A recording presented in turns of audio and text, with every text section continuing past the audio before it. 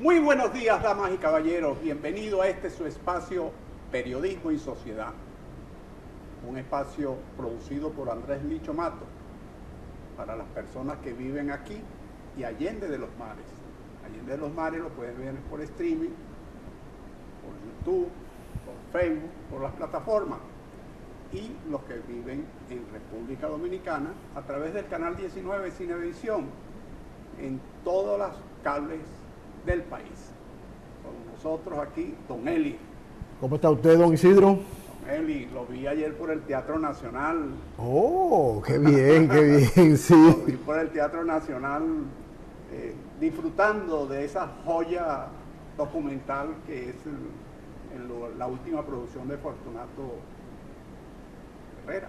Sí. Fortunato Herrera. Triunfo de la democracia. Triunfo de la democracia, un homenaje a Peña Gómez. Sí. Bueno, realmente hay que reconocerlo. Peña fue el que diseñó esa estrategia para desplazar del poder a Joaquín Balaguer, a los gobiernos o al gobierno autoritario de Joaquín. Un sistema que se había entronizado, un sistema de fuerza y de violencia que se había entronizado en el país. Desde la época de Trujillo. Prácticamente. Sí. Era una continuidad del trujillismo. Una continuidad más light. Más descafeinada. Descafeinada. No, y Peña contra viento y marea, porque en aquella época Peña recibió muchas críticas sobre todo don Juan Bosch, que se había separado del Partido Revolucionario Dominicano y fundado el Partido de la Liberación Dominicana, decía que participar en las elecciones era ir a un matadero. Y también sectores de la izquierda, muchos sectores de la izquierda que decían que prácticamente la misma opinión de Bosch. Sin embargo, cuando llegó la hora del none, como se dice por ahí, muchos sectores de la izquierda mandaron a votar a sus militancias por debajo un voto crítico por el PRD. Creo que esa era la consigna que tenían a varios sectores de izquierda para salir de la dictadura del gobierno autoritario de Joaquín Balaguer. Y René Fortunato recoge toda esa lucha que hay, recoge ese discurso hay fílmico, una cronología de esos hechos que culminan con la juramentación de don Antonio Guzmán como presidente electo. Y le coloca como preámbulo los últimos 4 años del gobierno de Balaguer, que él mismo anunció de que en sus anteriores videos no había hecho el registro de sus últimos 4 años, que fueron años también dantescos, ¿no? Años terribles del 74 al 78. Bueno, en el video se ve las muertes de dirigentes políticos de izquierda, las persecuciones de dirigentes políticos. Decapitó una generación de jóvenes. Decapitó una generación de jóvenes. De líderes jóvenes. De líderes jóvenes. A otro lo envió al exilio y desde esos tiempos la izquierda dominicana camina cojeando. Pero no es por eso solamente, pero no vamos a hablar de eso. No vamos a hablar de eso. No, vamos a hablar del video, del documental y de ese paso histórico, ¿no? Hay que invitar a todos los dominicanos a que vean este video y otros. Y la visión de Peña de conectarse con los factores internacionales de poder que emergían en ese momento, Jimmy Carter, porque Jimmy Carter es verdad que fue un cambio en la política exterior norteamericana. Fíjense que con Jimmy Carter cae el Shah de Persia y entran los ayatolás. Y así sucesivamente hubo muchos cambios en el mundo. En América Latina se facilitó el ascenso de los regímenes democráticos. Entregó el canal de Panamá. Cierto es que el contrato se vencía, pero una joya tan preciada como el canal de Panamá no era fácil soltarla y Jimmy Carter la entregó. No sabemos si con otro presidente hubiesen entregado el canal. Bueno, yo no me imagino a Trump manejando esa situación. Porque cuando un hombre que quiere anexarse a Canadá, como el Estado 52. Entonces, y el papel que jugó Carlos Andrés Pérez en ese momento, que jugó un papel, primero cuando da la impresión por el documental de que Carlos Andrés le facilitó el escenario de la Internacional Socialista a Peña, lo introdujo pues. Sí. Y luego en el momento álgido del 78, de que ocupan militarmente la Junta Central Electoral, la llamada del presidente Pérez, Carlos Andrés Pérez, que lo atiende un oficial, un soldado, no sé. Un empleado de la cocina, diríamos. Sí. Y él le deja un mensaje contundente, pero que lo cumple. Él llama a Jimmy Carter, llama a Mitterrand y llama al presidente de Costa Rica. Y ahí comienza una onda expansiva internacional que arropa definitivamente a Balaguer y lo obliga a entregar el poder. Bueno, René se ha anotado otro punto dentro de su filmografía documental y esperamos, porque él lo anunció ahí mismo en el espacio, en la premier de anoche en el Teatro Nacional, que tenía problemas de salud y que gracias a la solidaridad de muchos de sus amigos le permitieron terminar este documental.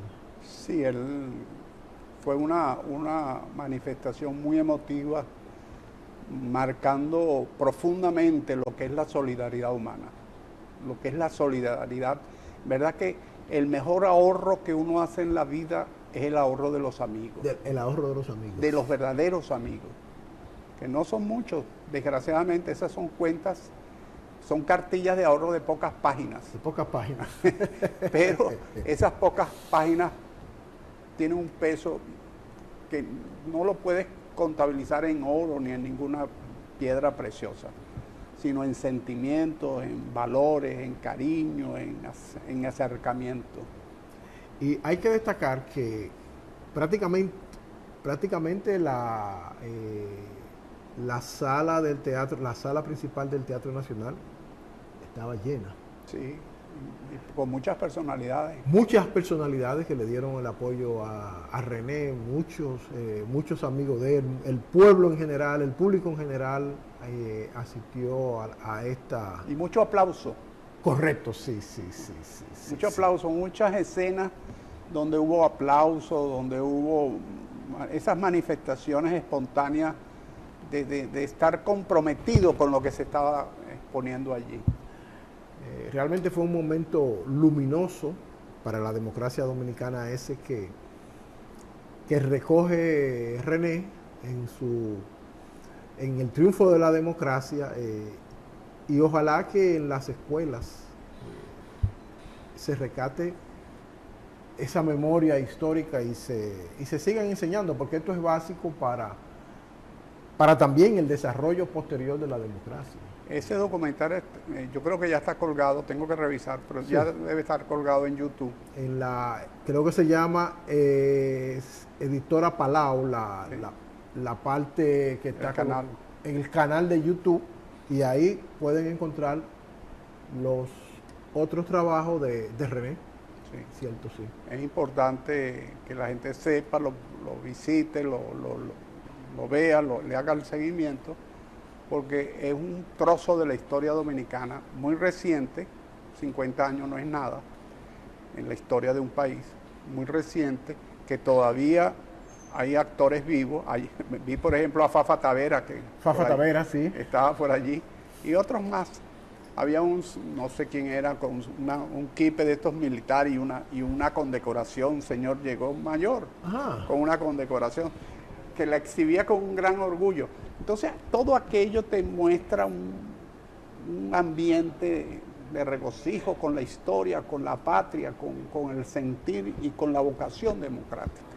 Qué bien. Qué bien, muy bien.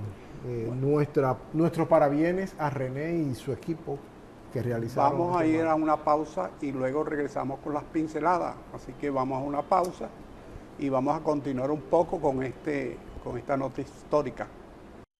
José María Serra de Castro fue uno de los trinitarios participó el 27 de febrero en las acciones que dieron al traste con la dominación haitiana y dio los pasos a la independencia de República Dominicana. Fue un personaje realmente interesante, periodista, uno de los pioneros del periodismo dominicano. Muere exiliado en Puerto Rico, pero en el año 1915, al cumplirse 100 años de su nacimiento, repatrian los restos a República Dominicana. Y es bien interesante todas las actividades que se hizo en conmemoración del aniversario de la independencia y teniendo como personaje central a este trinitario. Vamos a ver este video que realmente es ilustrativo.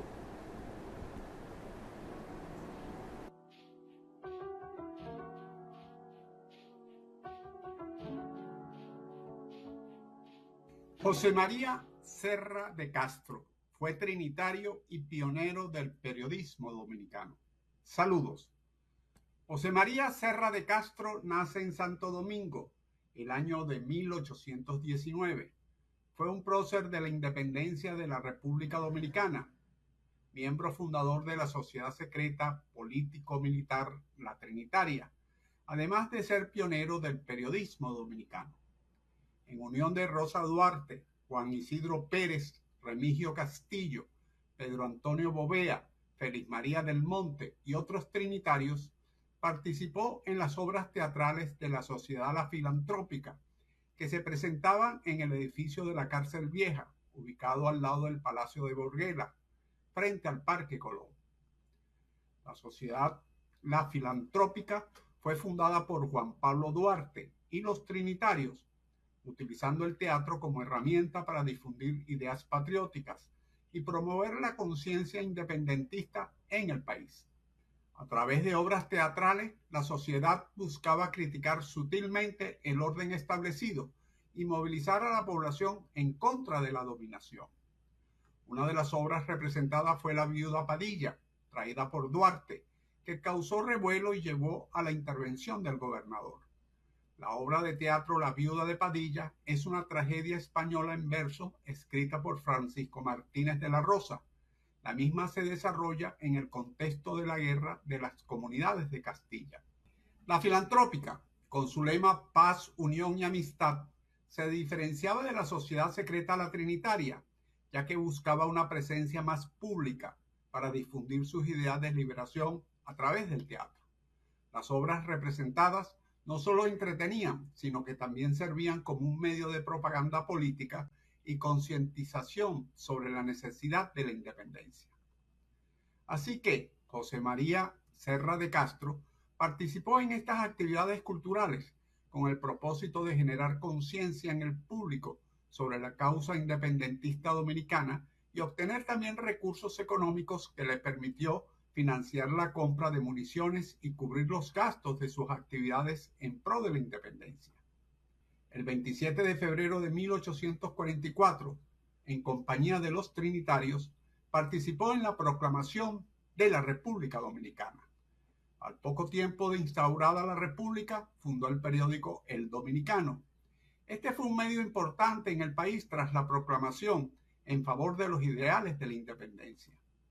Circuló hasta el 30 de noviembre de 1846. Con José María Serra, algunos de sus fundadores fueron Pedro Alejandro Bovea, Félix María del Monte y Manuel María Valencia, todos miembros de la Trinitaria, como sabemos, la sociedad secreta que gestó la independencia. En 1848 congenió con la administración de Manuel Jiménez, por lo que cuando aquel fue derrocado en 1849, instituyéndose el régimen de Buenaventura Báez Méndez, fue considerado adepto del depuesto presidente, causándole situaciones que lo motivaron a abandonar su patria, trasladándose a San Tomás y de allí a Mayagüez, Puerto Rico, donde fijó su residencia definitiva laborando como periodista y docente. En 1887, a fin de que sean publicados, entregó al presbítero y político Fernando Arturo de Meriño sus apuntes sobre una breve historia de la organización secreta independentista a la que perteneció, documento que ha permitido que considerables informaciones históricas relativas a la formación de la Trinitaria se hayan conseguido conocer.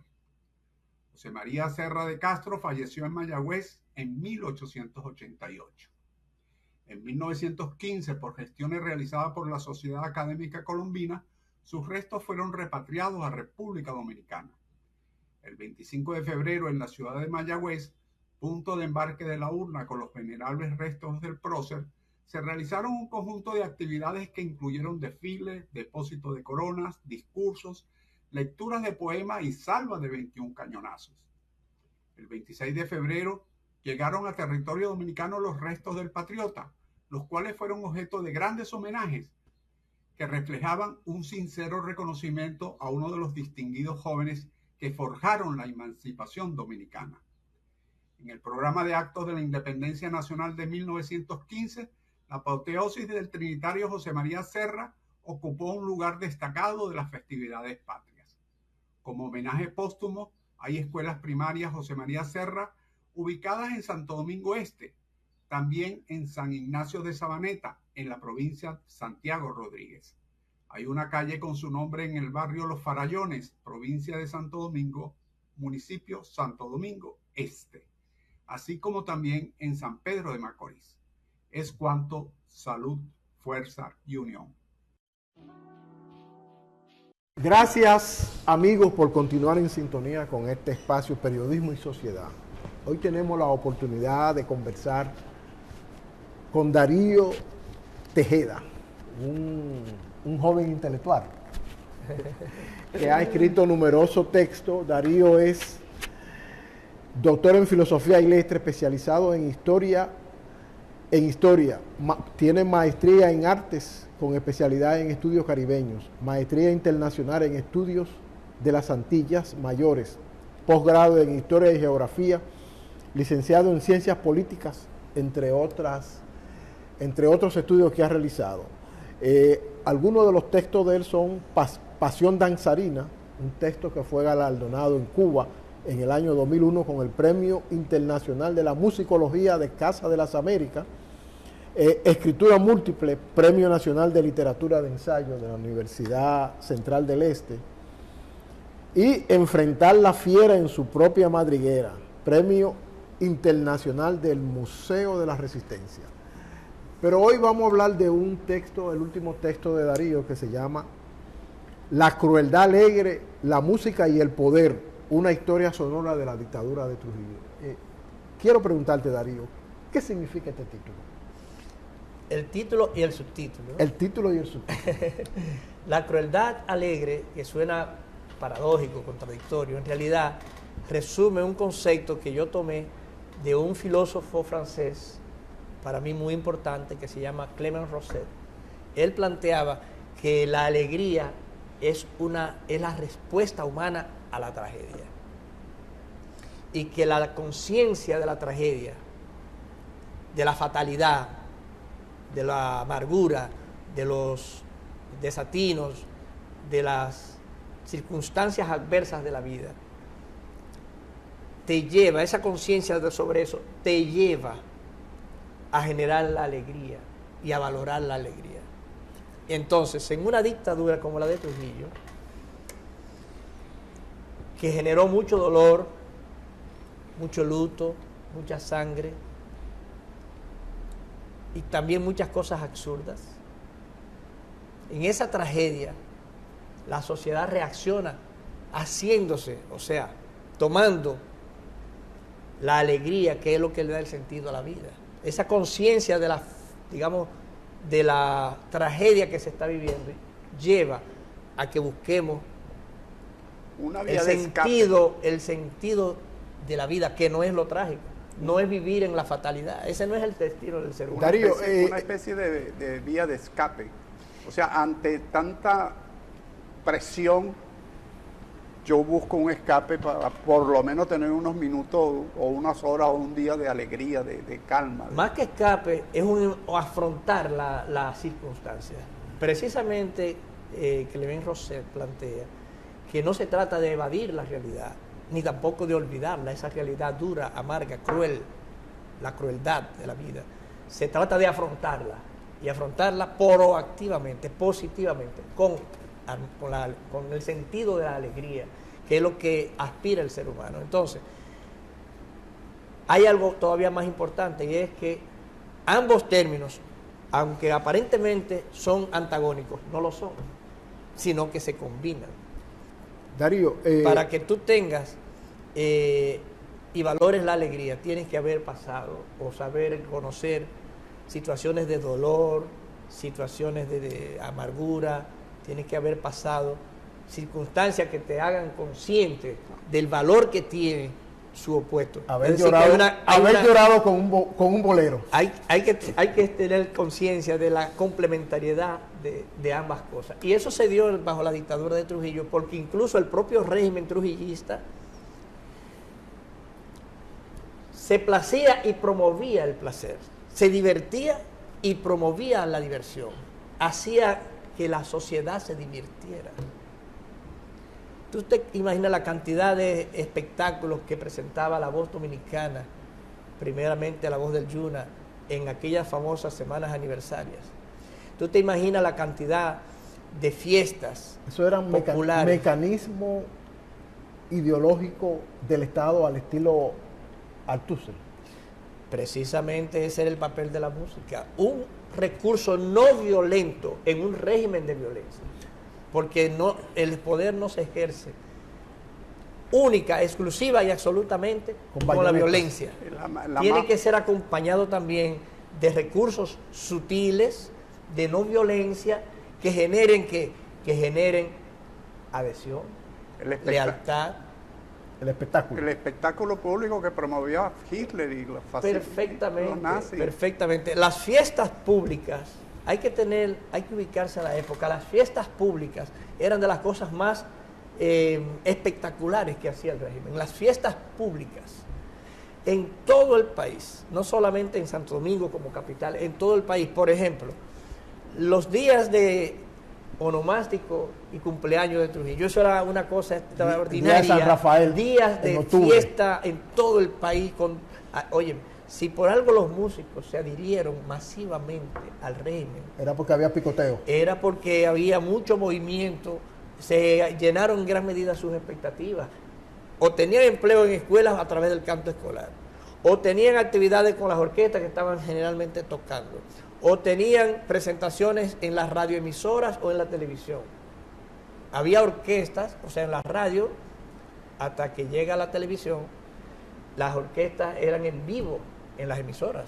Darío, en este texto se habla de que Trujillo utilizó el merengue desde su campaña electoral como un mecanismo para la búsqueda para aumentar su popularidad. ¿Qué tú nos puedes decir de eso? Mira, ciertamente él lo utilizó, y de hecho lo utilizó en su primera campaña electoral. El merengue, en con merengue. 1930, el merengue. Pero, ya el merengue tenía un recorrido y venía siendo legitimado por los músicos nacionalistas.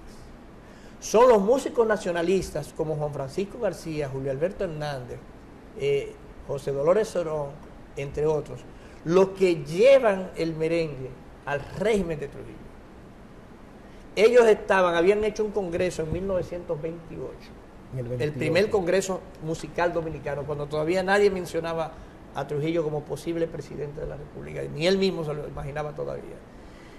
Y consensuaron una agenda, y el primer punto de esa agenda era cristalizar la música criolla, así era que le llamaban, que no era solamente el merengue, ahí estaba también la mangolina, estaba el carabiné, y estaba la criolla, estaban otros géneros, la música criolla. ¿Por qué? Porque era la expresión nacional en contra de la penetración musical, especialmente estadounidense, que se acababa de salir del 16 al 24. El país acababa de salir de una ocupación extranjera de 8 años que prohijó la música de ese país en detrimento de la música dominicana. Aunque hay que ellos se agarran de la música nuestra como un medio para reivindicar la soberanía nacional durante los años de la ocupación de Estados Unidos, y pocos años después, cuando se presenta la candidatura de Trujillo, se adhieren a ella porque Trujillo asume esa música como parte de su proyecto de poder.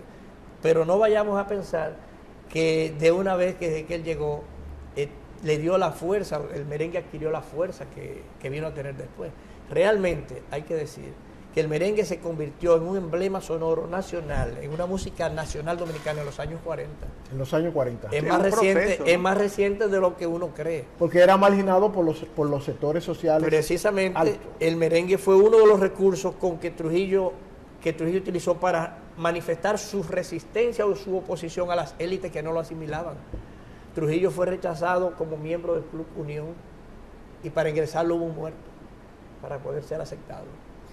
Fue rechazado en el Club de Recreo de Santiago, en el Centro de Recreo de Santiago.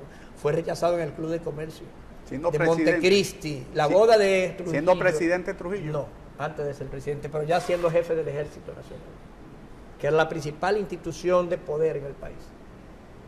La boda de Trujillo con Bienvenida Ricardo en Montecristi no se pudo realizar en el Club de Comercio de esa ciudad porque se lo negaron. Se lo negaron. En 1929, faltando meses apenas para que se presentaran los acontecimientos que lo llevaron al poder, a Trujillo no lo dejaron entrar en el Casino Central de La Vega, a un sarao bailable, siendo el jefe de la principal institución de poder del país. Es decir, no estamos hablando solamente de la élite capitaleña, era de las élites a nivel nacional, que no le daban, no lo asimilaban. ¿Por qué? Porque Trujillo era un hombre de segunda. En ese tiempo, el lenguaje que predominaba era la sociedad de primera, que eran las élites de poder, y la sociedad de segunda. Trujillo era un hombre de segunda. Balaguer era un hombre de segunda. Ramón Emilio Jiménez era un hombre de... Casi todos los que lo acompañaban eran hombres de segunda, o lo que llamaban la sociedad de segunda, es decir, clase media, pequeña burguesía, que estaba en un proceso de convertirse o aspirando a ser burguesía. De hecho, Trujillo se convirtió en el principal burgués del país desde el poder. El principal, el número uno, suplantó a todo lo demás en poder económico, mediante la coacción, Darío, etcétera, pero se convirtió en un burgués, es decir, en alguien que viene de la pequeña burguesía, pero aspira a más, pero con una visión de desarrollo capitalista. E incluso en su expresión personal muy refinado. Eso era esa expresión de él, como esa pulcritud que él siempre presentaba, esa formalidad, ese era el aspecto que él proyectaba del Estado, esa monumentalidad que él siempre tenía. Era muy burguesa. Y es el gran promotor del capitalismo dominicano, es Trujillo. En ese sentido, Trujillo es un modernizador también. Una de las primeras medidas que él hizo en materia de música, ¿cuál fue? Mandarle a preparar en Italia los uniformes a la banda militar del primer regimiento que estaba en la Fortaleza Osama, para presentarlo como una banda de música al estilo europeo, moderna. ¿Y por qué cogió Italia? Por Hitler, por Mussolini. Por Mussolini. Y él tomó el nombre del duce, aquí se adoptó el nombre del jefe. Exactamente. Era una cosa, ese culto a la personalidad era extendido, ¿no? En España Franco era el caudillo, Hitler era el Führer, el Duce, Mussolini, Italia. Trujillo era el jefe. Entonces, bien, esas son las circunstancias de la época. ¿Qué es lo importante en esto? Que Trujillo llega con una visión modernizante que viene de su experiencia con los Estados Unidos, de los cuales él fue soldado. Trujillo llega no mirando para atrás, sino mirando para adelante. Trujillo y su régimen, una de sus características es el rechazo del pasado. Entonces, así como digamos que moderniza la banda de música del Ejército Nacional, también intenta modernizar los medios de comunicación, extiende a las emisoras. Oye, las emisoras se desarrollaron y establece la televisión su régimen. No el mismo, no el mismo, estamos hablando de su régimen. Porque de hecho en materia de música y medios de comunicación, su hermano Petán fue la gran figura, no el propio Trujillo. Pero con el respaldo sólido de Trujillo, el régimen le daba a Petán $25,000 mensualmente. Así cualquiera se convierte en promotor. Si lo pusiéramos a precio de hoy, ¿a cuánto representaba eso? Casi 10 millones de pesos mensuales. Es decir, se usó el poder para cristalizar un proyecto, que era un proyecto personal, pero también era un proyecto colectivo de un sector que lo acompañó en la aventura de 1930 hacia el poder y lo acompañó durante el resto de su régimen. Y esos sectores Fíjate que Balaguer, que venía también de la sociedad de segunda, Balaguer fue rechazado en el centro, su ingreso en el centro de recreo de Santiago. En el centro de recreo. Se le rechazó a Balaguer. Era un profesional de clase media. Pero tampoco, Pero tampoco le gustaba bailar, no era un hombre de chelcha. No le gustaba bailar, pero eso no significa que no entrara en los clubes de sociedad. Claro. Donde había, ¿verdad? Además, la élite, la crema buscaba innata roce social. de las élites. Entonces, y eran los sectores de poder. Ahí es la manera de tú socializar con esos sectores. Pero Balaguer se terminó convirtiendo también en un representante de esos sectores y un favorecedor de esos sectores. Una persona como Ramón Emilio Jiménez, el poeta, que fue designado, primero él fue asistente personal de Trujillo. Fue quien escribió la cartilla cívica, que salió a título de Trujillo. Y escribió muchos discursos para Trujillo. Era un hombre de clase media con la desventaja también de que era mulato. Entonces, si Balaguer, que era más blanco, lo fue rechazado, imagínate tú lo que iba a pasar con Ramón Emilio Jiménez. Pero eran gente de letras, tenían columnas en la Información de Santiago. Entonces, esa gente llegó al poder. Fueron los intelectuales que acompañaron a Trujillo en el poder. Darío, en el caso... Se terminaron convirtiendo en el referente que proyecta el capitalismo, como tú ya sabrás que Balaguer lo hizo durante sus años también, ¿no? Darío, en el caso del merengue, Trujillo, que contribuyó a formar muchas orquestas, pero también le dio un estilo. Algunos dicen, Trujillo era un gran bailador, pero no bailaba, mandó a refinar el ritmo, porque lo típico lo tocaban un poco rápido, que se usaba antes, entonces él le dio ese ritmo. Hasta ahí llegó el poder de Trujillo de querer modificar. Te aclaro. Y de hacer ese merengue. Bueno, tenemos la referencia más de salón. Más de sí, pero era como un merengue lento, porque el dominicano regularmente, el dominicano rural lo bailaba rápido. Bien, te aclaro. Los que hicieron el cambio en la música fueron los músicos. Los músicos. No podemos darle, ¿verdad?, méritos a Trujillo. Pero Trujillo le dijo, acomódenmelo. No necesariamente. Ya acuérdate que durante los años de la ocupación de Estados Unidos de 16 al 24, los propios soldados gringos habían buscado una manera pausada de bailar. Y se generó el nombre del pambiche.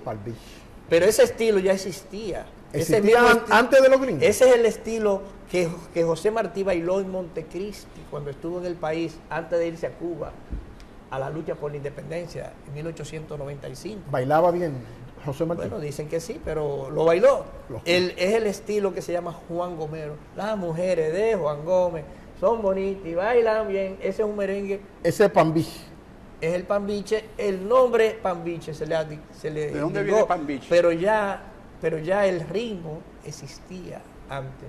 El pambiche es una combinación, es un derivado del nombre de la ropa que usaban los prisioneros en las cárceles. Es un tipo de traje, un tipo de uniforme, digamos, de rayas, que era de Pam y Beach. Eso es un nombre que está en la Florida, pero que se tenía ese nombre para la ropa. Darío, ¿por qué Trujillo le da entonces prioridad a las orquestas y no a lo típico? Ahí voy, porque quienes componen, quienes hacen los arreglos, quienes introducen los cambios del merengue tradicional al moderno, son los músicos nacionalistas, que son los que están dirigiendo la banda de música del primer regimiento del Ejército Nacional, como José Dolores Cerón, Fello Ignacio, pero también son los músicos que están componiendo los merengues que acompañan la campaña de Trujillo. Por ejemplo, Julio Alberto Hernández, que compuso un merengue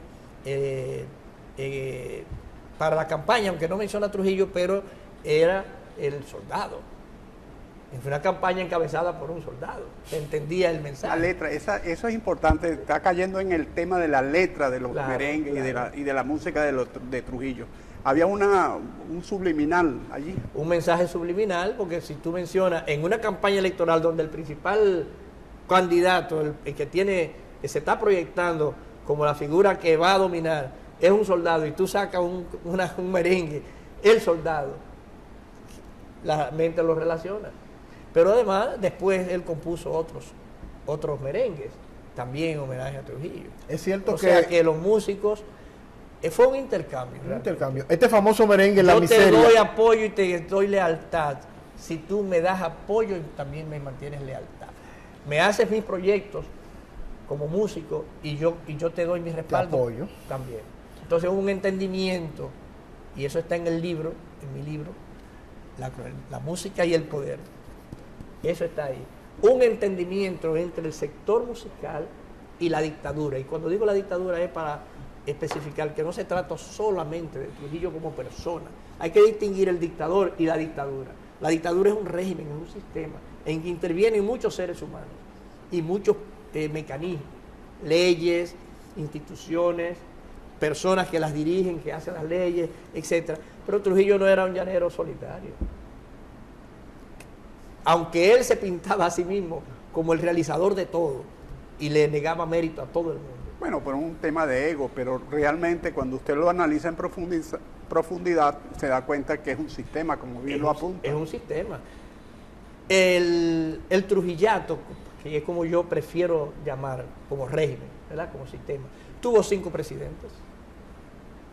El que más duró fue Trujillo, que duró a lo largo de todos sus años como presidente titular 18.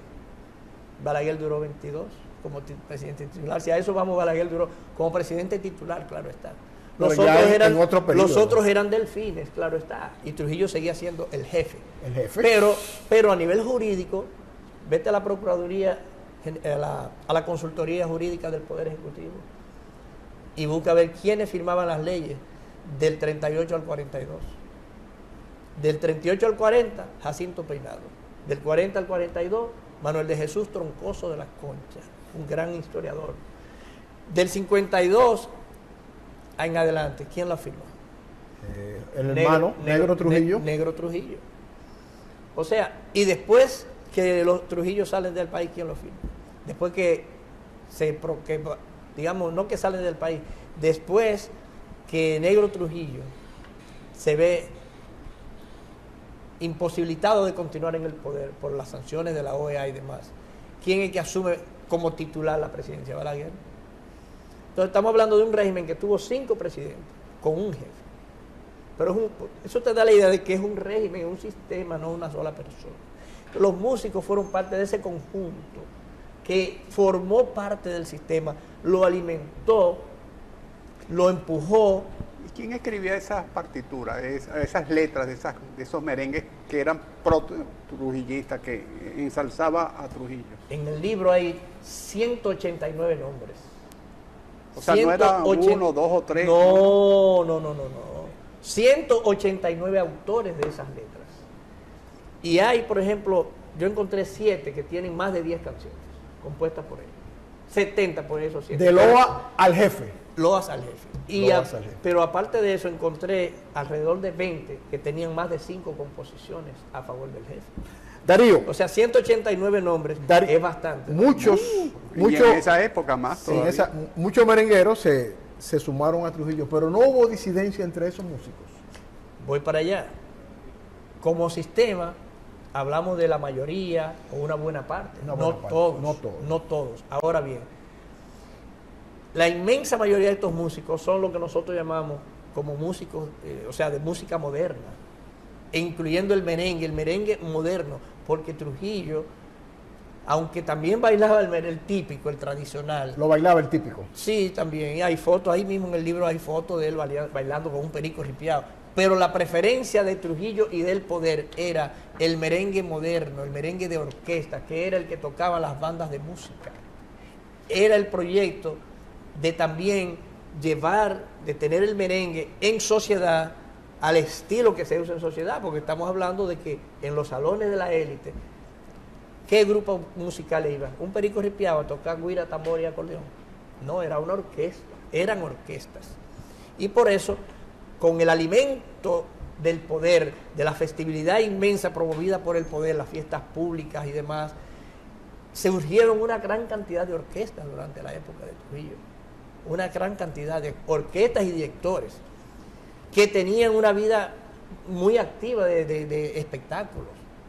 Entonces, vuelvo, esos músicos no solamente tampoco eran del merengue, hay composiciones sinfónicas a Trujillo, sinfónicas. Al jefe, sinfónicas, pero hay pasodobles, hay hay también danzones. Así. De hecho, una de las composiciones más emblemáticas de la música alabatoria del rey es un danzón. La sinfónica la crea Trujillo, la Fonda Trujillo. Tampoco la crea Trujillo. Esas son de los mitos. No, pregunto, yo no sé. ¿Verdad? Que se dice no tengo idea. Que creó la orquesta sinfónica, igual que se dice que llevó sé el que Billo Frometa salones. fue parte de los músicos Sí, de ahí. Trujillo no solamente no creó ni llevó el merengue a los salones, sino que lo empujó, le dio mayor realce, pero ya el merengue estaba en los salones. Pero también Trujillo es el quien genera la reacción contraria de los músicos, producto de las situaciones del propio régimen. Te voy a poner un caso, Billo Frometa, que lo acaba de mencionar. Billo Frometa es contratado por un hotel, el Hotel Madrid, en Caracas, con su orquesta para una fiesta de fin de año. Va a la fiesta. ¿Cómo se llamaba la orquesta de Billo Frometa? Santo Domingo Jazz Band. Eso fue en 1937.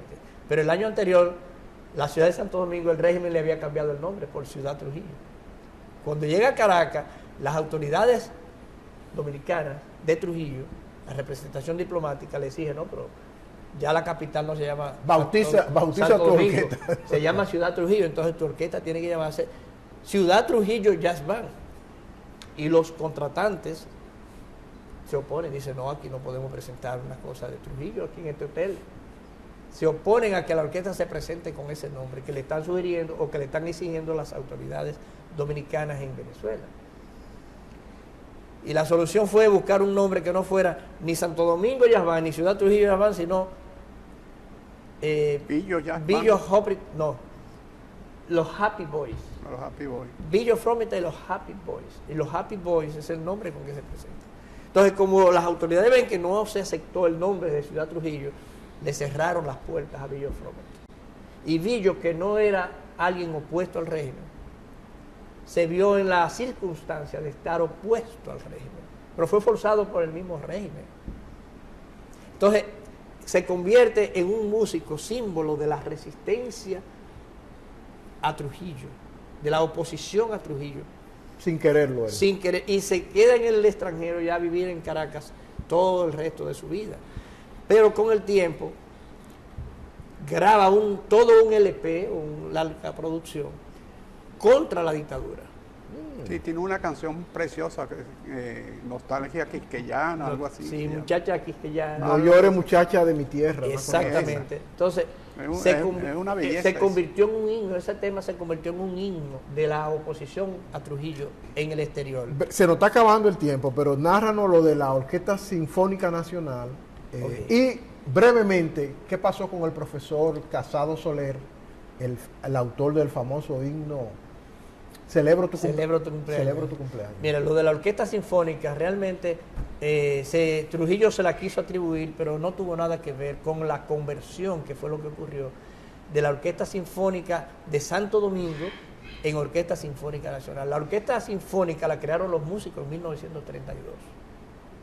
Y en 1941, por impulso de Rafael Díaz Niese, un gran intelectual que vino huyendo de la Segunda Guerra Mundial desde Alemania, y el régimen lo acoge y acoge sus proyectos, él impulsó la creación de la Dirección General de Bellas Artes, que todavía existe, la oficialización de la Orquesta Sinfónica, la oficialización de lo que era la principal academia de música del país, que se llamaba Liceo Musical en Santo Domingo. Elila Mena.